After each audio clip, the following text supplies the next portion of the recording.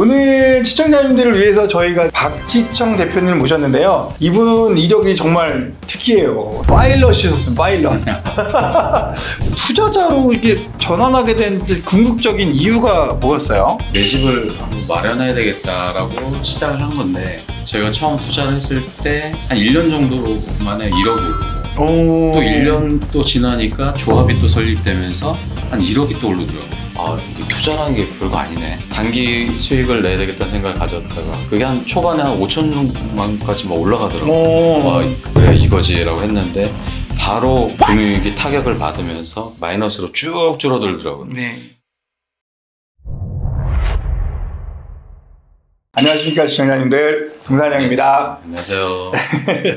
오늘 시청자님들을 위해서 저희가 준비한 코너는요, 부동산을 이제 입문하시는 분들한테 정말 도움이 되는 시간일 것 같아요. 이 개념 정리에 정말 도움이 되는 오늘 시간이 되실 것 같습니다.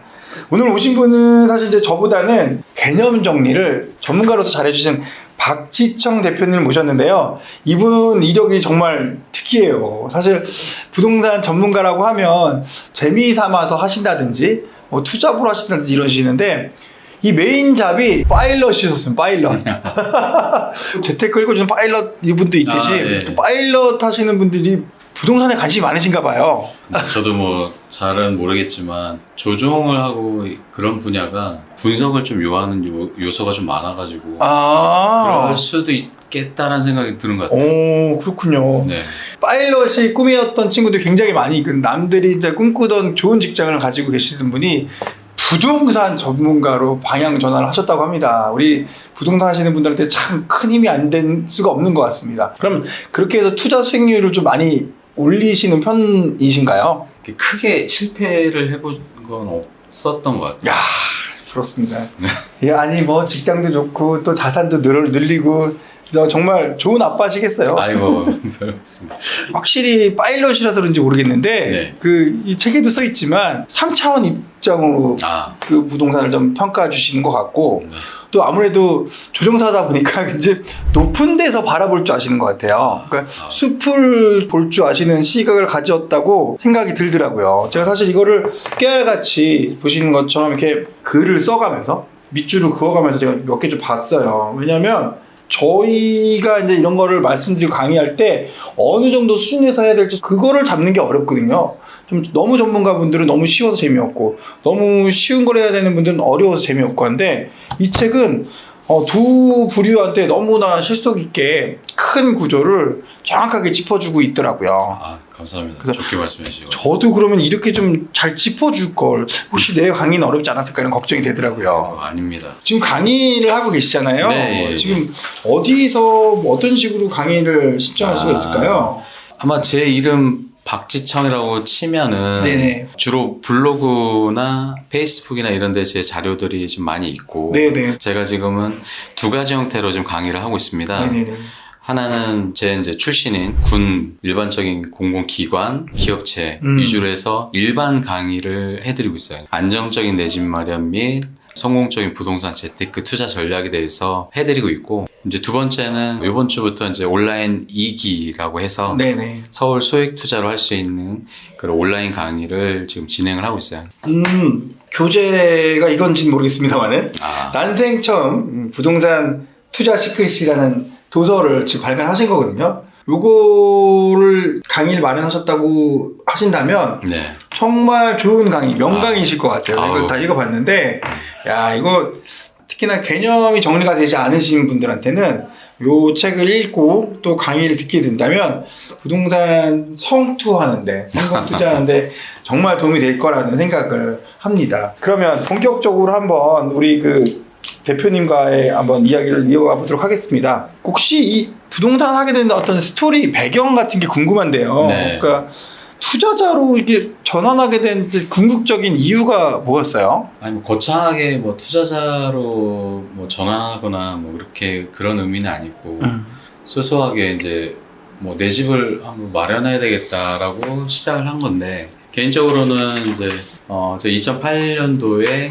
저 이제 연세대학교 이제 정치학 석사를 위탁교육이라는 거 군에서 보내주는 그런 교육을 나가게 된 건데, 예. 그때 처음으로 군에 있는 관사를 벗어나서 내 집을 얻어야 되는 상황이었는데 네네. 제가 이제 그때 2007년 말 2008년 이때 서울을 이제 집을 구하러 다니다 보니까 전세 가격이 보통 전세 가격이 한 2억 5천 정도 하더라고요. 그때 당시에. 네. 이 돈으로는 그러니까 제가 가진 그때 한 5천만 원을 가지고 있었거든요. 아, 전세가 2억 5천인데 2억 5천인데 제 5천이 네, 전재산은 5천만 원. 원. 네. 근데 군에서는 이제 대출을 무이자 대출을 해줘요. 아, 역시 네, 그래서- 공군이라 좋군요. 예, 군군이 아니라 전체 군인을 아, 대상으로 그런가요? 해주기 때문에 한 그게 1억 5천 정도를 받아서 그러면 2억이잖아요. 그래도 5천만 원이 모자라기 때문에 그렇게 되면 개인적인 신용대출을 받아야지 겨우 전세를 갈 수가 있더라고요. 그래서 차라리 내 집을 그냥 마련을 하자라고 막연한 생각에서 처음 이제 본격적으로 집을 알아보고 시작한 것 같아요.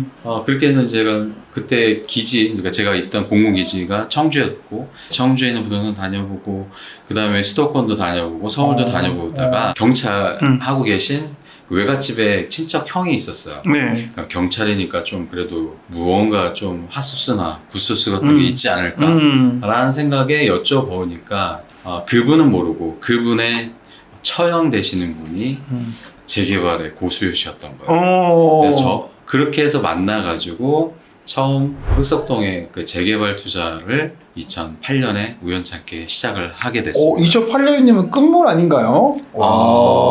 그때 당시에 흑석동은 2009년도에 정비구역이 지정됐어요. 네네네. 사실 따지면 예정지였던 거죠. 네네. 예정지로 해서 들어간 상태였는데 끝물은 아니었어요. 그렇지만 아시다시피 재개발 분야는 각 구역 지역들마다도 차이점도 있고 흑석동은 괜찮았어요. 그래서 제가 처음 투자를 했을 때 한 1년 정도 만에 1억이 오르고 또 1년 또 지나니까 조합이 또 설립되면서 한 1억이 또 오르더라고요. 제가 그 일반 강의할 때 제 케이스를 네네. 얘기를 하거든요. 네네. 거기에 진짜 투자의 저희가 시점에 두 가지 의미를 두거든요. 2015년 기점을 전 두거든요. 아시는 것처럼 2008년, 2009년, 2010년도 되면서 글로벌 금융위기가 있었잖아요. 네네. 2년 만에 2억이 올랐다고 했잖아요. 네네. 그 뒤로 급격하게 떨어지기 시작하더라고요. 한 2015년도까지 계속 떨어져서 결국에는 제가 샀을 때랑 비슷한 시점 정도까지 가더라고요. 그때 들어갔다라면 엄청난 이익을 봤을 거고 그 사이에 팔았으면 엄청난 손해를 보는 건데 그래서 그때 제가 제 지인들한테 많이 소개를 해줬거든요. 지금 좋다. 지금 들어와라. 안 들어오더라고요. 안 돼요. 안 돼. 안 되는 분들은 이 피해의식이 있으셔. 아니, 피해의식보다 걱정의식? 걱정의식이 있으셔가지고 그렇죠. 못 들어오더라고. 어차피 에피소드 조금만 말씀드린다면 그래서 2007년 말에 만삭인 와이프 손을 잡고 첫째 아들 이제 손을 잡고 흑석동을 다녔어요. 돌아다녔는데 아시는 것처럼 거기 다 완전 그 비탈진 그 달동네 같은 곳이었잖아요. 네. 그곳에 빌라를 진짜 집은 한 7평 정도 되는 걸 산다고 했을 때 보통 이제 지인들이 이제 거의 미쳤냐고.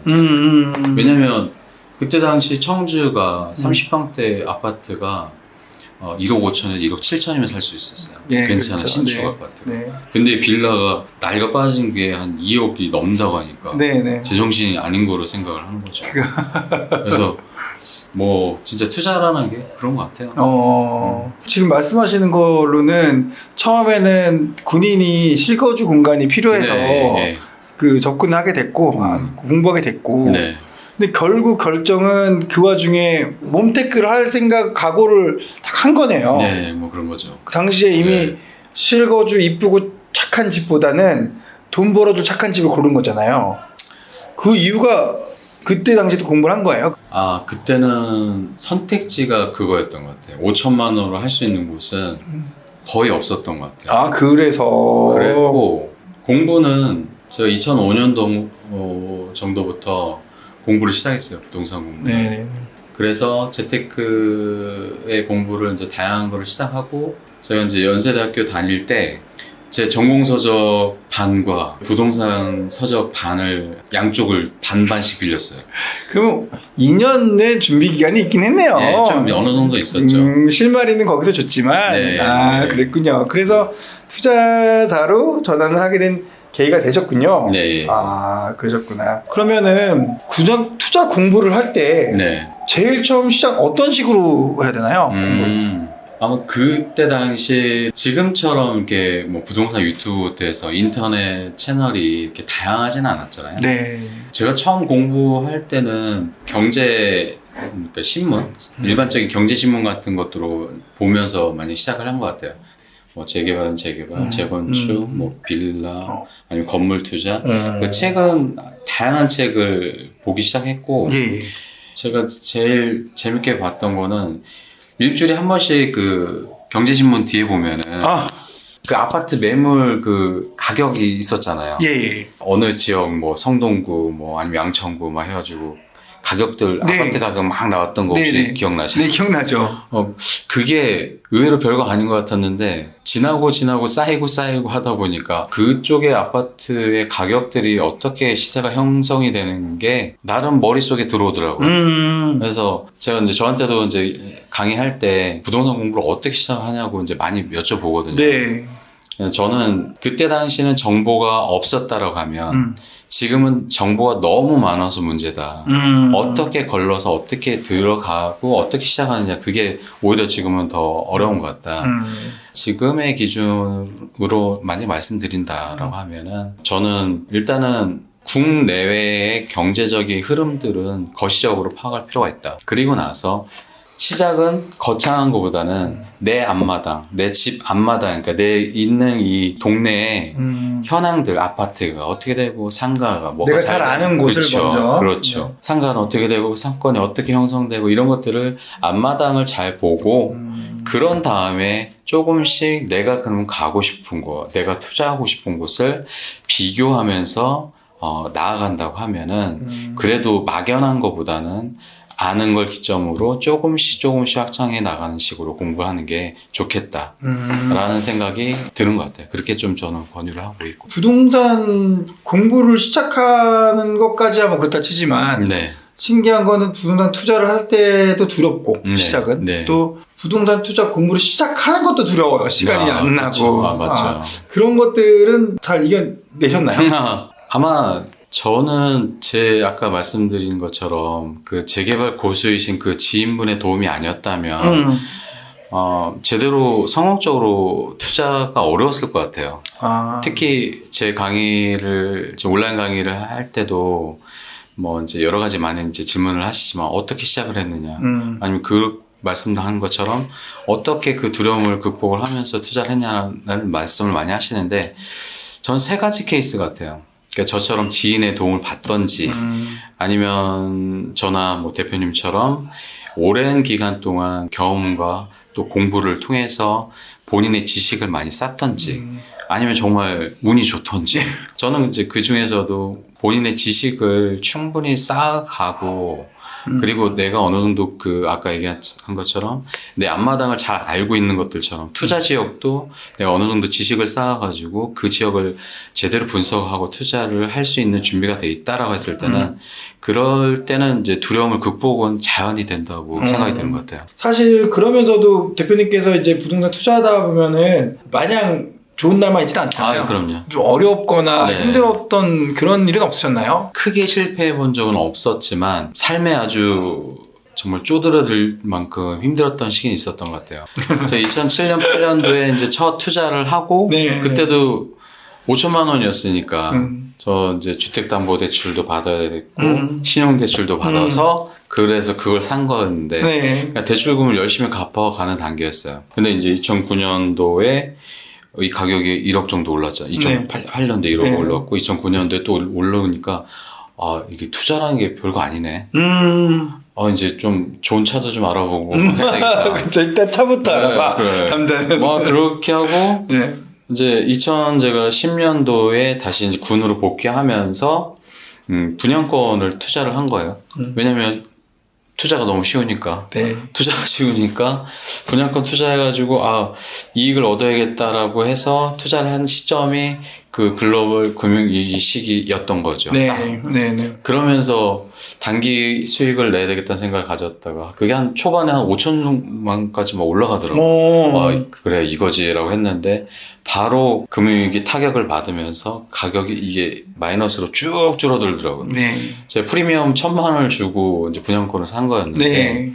그러면서 이제 양쪽으로 분양권이 안 팔리니까 양쪽에 이제 중동 대출부터 해가지고 이쪽 주택담보대출, 신용대출을 갚으면서 제가 2010년에 이제 해외로 군사교육을 받으러 나가게 됐었어요. 어디 나라? 터키라고 지금은 튀르키예라고. 너무 좋네요. 거기 나라 좋다고. 너무 좋죠. 너무 좋은데 애들도 다 데리고 나가셨죠? 그렇죠. 애들도 다 데리고 나가고 경치도 좋고 사람도 좋고 한데 내 주머니에 지금 돈이 지금 우리나라에 사는 집 때문에. 그렇죠. 집 두 채 때문에. 그래서 지금 실패라고 하긴 그렇지만 와이프가 이제 저한테 왜 이렇게 투자를 해가지고 나를 힘들게 하느냐 원망을 들었어요. 근데 지금은 당연히 뭐 좋아하시죠? 좋아하죠 당연히. 안 팔았다는 얘기네요. 그 얘기는. 그렇죠. 안 팔았던 거죠. 네. 꿋꿋이 버텼습니다. 그렇게 어려운데도. 아까 그 친구분 지인분 2013년에 팔았었다고 하는 분처럼. 네네. 저도 엄청난 그 유혹을 느꼈거든요. 네네네네. 유혹을 느꼈지만 못 팔았어요. 결국 못 팔았지만 안 팔았던 게 결국에는 신의 한 수가 됐었던 거죠. 그래서 제가 그 시기에 많은 걸 느꼈던 것 같아요. 그 아까 말씀드린 것처럼 이제 투자 이런 거야 하면서 제 지인들한테 나처럼만 하면 돼라고 막 했던 시절이 있었는데 갑자기 세상이 바뀌었어. 이제 바뀌고 나니까 겸손을 자연스럽게 배우죠. 겸손을 배워가지고 네. 이렇게 해야 되겠구나. 이제 마음을 자중하면서 투자도 신중하면서도 좀 내가 잘 아는 분야를 해야 되겠다. 그런 마음들을 많이 가졌던 것 같아요. 그러셨군요. 네. 왜 세상에 항상 웃으라는 법만은 없는 것 같아요. 그렇죠. 맞아요. 그게 세상이고 그게 인생이고 그게 배우는 것 같아요. 네. 힘든 거를 잘 이겨낼 수 있는 방법을 아는 게 그게 나이 먹는 거구나. 그렇죠. 그래서 결국은 그걸 이겨냈던 특별한 비법은 버티기인가요? 어떻게 보면 그게 여러 가지가 이제 맞물릴 수 있지만은 제가 어느 정도 만약에 흑석동이나 이런 곳에 대한 그 입지적인 확신이 없었으면은 저도 바로 팔았을 것 같아요. 부동산 투자하면서 실패했던 경험이 그거 말고는 없나요? 그 분양권 말고? 제가 이거는 그냥 말씀을 드려볼 수 있는 요소가 내가 이때 여기 살려고 했었는데 네. 강남에 나 여기 몇 억이면 바로 살 수 있었는데 라는 말씀들을 보통 많이 하잖아요. 네네네. 저도 2010년도에 반포에 그때 당시도 미분양이 많았잖아요. 그래서 그때 저한테 이제 부동산 첫 거래를 하셨던 그 부동산 공인중개사분이 여기 9억대면 미분양 지금 살 수 있다. 근데 그때 당시에 제가 지금의 지식을 가지고 있었다라면 더 많은 지식이 있었다라면 과감하게만 했을 것 같은데 그때 아쉬움. 그걸 했으면은 얼마입니까? 벌써 지금 30평대가 지금 거의 한 40억 정도 하니까 그거랑 제 2018년에 전역을 하면서 목동에 하나 또 하려고 했었거든요. 그래서 저도 나름 분석을 했었거든요. 그때 목동에 20평 초반짜리가 5억 후반대면 제 돈 기준으로 한 거의 1억 부근이면은 들어갈 수가 있었어요. 이거 좀 사놔야 되겠다 했는데 우리 와이프님께서 이거 대출금 좀 남아있는 거 갚자 라고 해서 제가 몇 개 단지를 진짜 분석을 해가지고 여기 정도면 되겠다라고 해서 했는데 불과 한 1년 반 만에 그게 딱 3배 가까이 올라갔더라고요. 네네네. 그래서 결론적으로 제가 말씀드리면 실패 아니면 실패라고 할 수 있는 더 큰 실패라고 보는 것 같아요. 저 같은 경우. 얻을 걸 못 얻는 거죠. 저는 이제 확실히 분석까지도 다 했는데 그래서 일반인 분들한테 제가 나중에 더 말씀드리겠지만 가장 중요한 부분은 아마 실행 의지라고 하는 건 누구보다 더 잘 아실 것 같아요. 산 사람과 안 산 사람의 이 차이밖에 없어요. 따지면 그죠? 이걸 물어보시는 이유가 여쭤봤어요. 이런 질문을 하게 된 동기가 뭔가요? 그랬더니 우리 PD님께서 사회 초년생이 투자를 결정하게 될 때는 제일 먼저 궁금한 게 이거에 진입했을 때 내가 겪게 되는 아픔과 피해가 얼마큼인지 알고 싶다는 거예요. 그래서 그럴 수 있겠구나. 근데 저희 입장에서는 얻을 것만 생각해도 되는 것 같은데. 그래서 실패 경험이 있으면 좀 제가 그 PD님한테 야, 이 정도가 마지노선이란다 하고 얘기하고 싶은데 안타깝게도 크게 실패한 적이 없으십니다. 우리 박 대표님께서는. 제가 나중에 또 겪게 되면 그때 한번 다시 출연해가지고 말씀드리겠습니다. 이거는 하나 말씀을 드릴 것 같아요. 이제 저의 이제 어떤 투자 전략도 맞물리긴 하지만 실패할 수밖에 없었다라고 하는 부분, 특히 빌라 같은 투자 같은 경우는 이게 이제 투자적인 수익적인 측면과 맞물리려면 당연히 재개발이 될 수 있는 곳에 빌라를 해야지 되는데 그렇지 못한 경우가 되게 많은 것 같아요. 다른 그 상담자의 케이스를 말씀드린다면 왜 자기 옆에 있는 그 지역들은 다 지금 재개발이 됐는데 네. 왜 내 거만 안 되냐고 저한테 물어보시더라고요. 그래서 주소가 어떻게 되냐 해서 이제 그 말씀을 나눴어요. 네. 근데 거기는 그럴 수밖에 없는 곳이었어요. 왜냐하면 대규모 재개발 그런 계획이 맞물려 있는 곳이었는데 그 계획이 진행이 안 되는 곳이었어요. 가려고 하다가 예산 지원이 안 되는 곳이었기 때문에 거기에 딱 맞물려 있는 곳이니까 같이 이게 묶여버린 거예요. 그래서 뭘 말씀드린다면 빌라 투자를 아까 말씀하셔서 이제 얘기하지만 가장 중요한 건 재개발될 수 있는 요건을 갖춘 곳에 들어가느냐가 빌라 투자의 성투를 좌우하는 거라고 보고 그리고 또 하나는 그걸 좌우한다는 거는 당연히 입지라고 보는 거거든요.